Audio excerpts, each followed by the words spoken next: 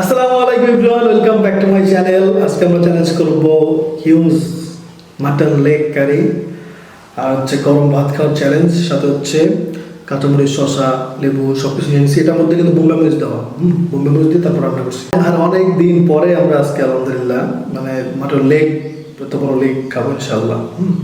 ওকে, challenge শুরু করে দিই। দেখা যাক কে জিততে পারে, যে হারবে তার জন্য মারাত্মক পানিশমেন্ট থাকবে অবশ্যই। ওকে, চ্যালেঞ্জ শুরু করতেছি। 1 2 3। ওকে, লেবুটা নিয়ে নিই আগে।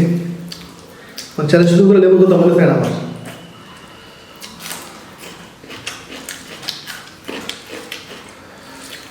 বিসমিল্লাহির রহমানির রহিম।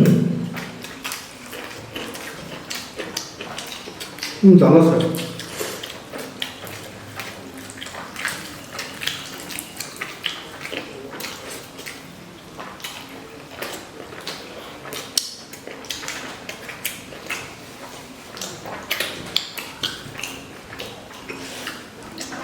আচারি ফ্লেভার, আচারি আচারি।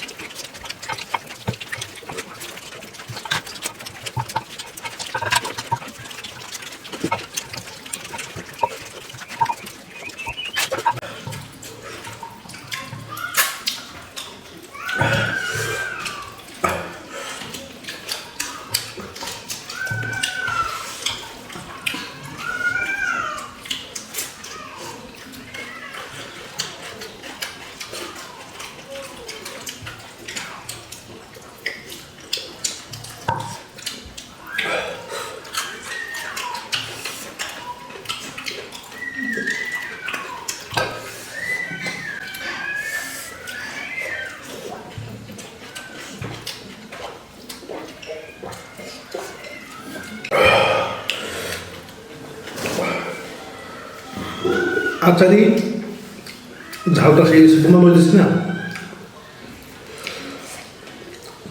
যারা আমাদের আপনার ব্লগসে ভিডিও দেখেন তারা দেখতে পাবেন কতখানি বোমা বলতে, 3টা বোমা বলতেছি। এমনি তো মরিচ দিছি, শুকনো মরিচ গুঁড়া। তবে এটা কেমন ভালো লাগছে খাইয়া,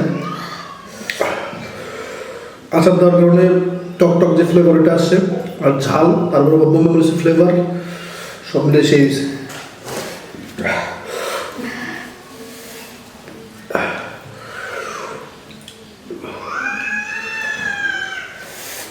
ঠিকটা তো ভালো। তাহলে অনেক কোন করে রেখে দিই এখানে।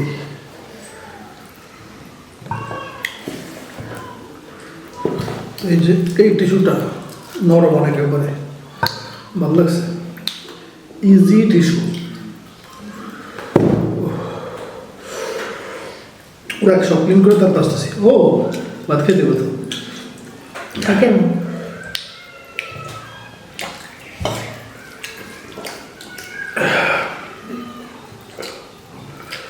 জালে কারণে সব শসা খেয়ে ফেলছি। আমার সাথে আমার একটা একটু যদি খাইতে পারি নাই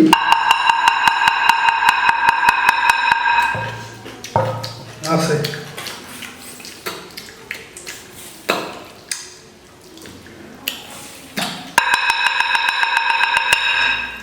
সব ক্লিন করে আসতেছি। হ্যাঁ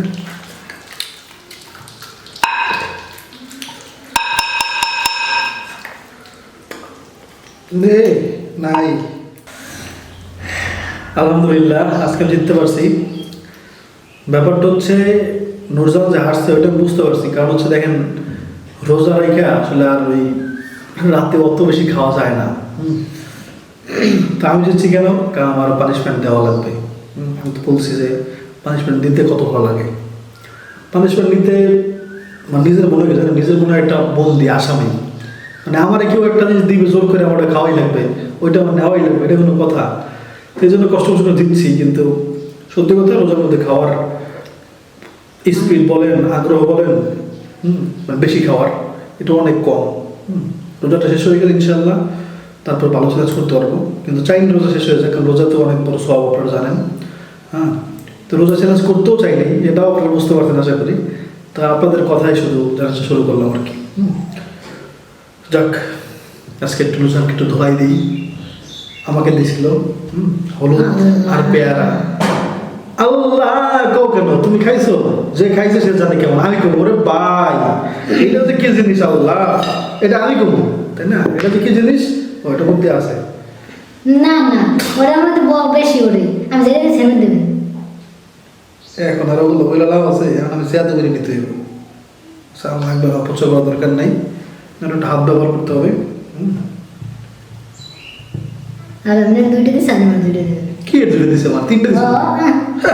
একটা 3টে দিচ্ছে, একটা জায়গায় আসলে কি বলে ভাই? হ্যাঁ দেখে যদি আমার সাথে চিটিং করা হয়, আমার মনে নেই রোজার রোজার আমরা দেবো না, মনে আছে। শিওর? না হইলে না হলে দিন আর একটা। আচ্ছা ওকে, তাহলে এই বড় 2টা তাহলে এটা লাগাইলাম কিন্তু ধরো ওটা তো খাওয়া যাবে না, না ধুয়ে খাওয়া যাবে না। টিভিটা ভালো বললাম কেন, টিভিটা অনেক নরম, মানে এত নরম একবারে সেই নরম, মানে নরম বলতে সেই নরম না ছিঁড়া যাবে, মানে মুখে দিলে একটা সফট ভাব আসে, যেটা অন্য টিস্যুতে এখন পর্যন্ত এত সফট কোনো টিস্যু লাগে নাই।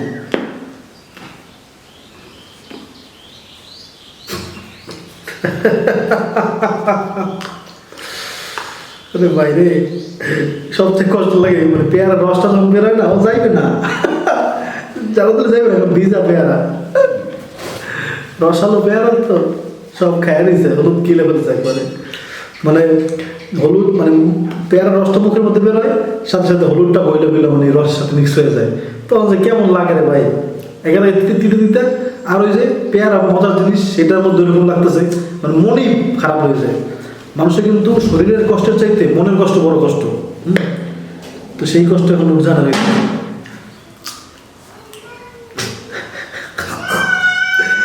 নুরজানের ভাগ্যে পেয়ারা পড়ছে, আরো মানে পাকা পেয়ারা, বাবা এসব করবে না, ভিডিও করতেছি।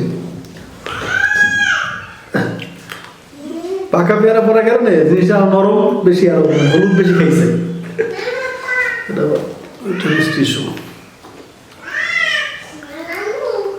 ইস, রস মুখের এতটাই বাইরে আর সব হলুদে ভরা। এমন বলেন আপনারা, কে চায় পানিশমেন্ট নিতে? দিতেই তো ভালো লাগে, তাই না? এটা কি সুন্দর দিলাম, ভালো লাগলো। ইনশাআল্লাহ এখন থেকে আমি জেতার সর্বোচ্চ চেষ্টা করবো, মানে রোজার মধ্যে হোক, রোজার পরে হোক, যেমন হোক। আব্রাহিম, আমি ভিডিও করতেছি বাবা।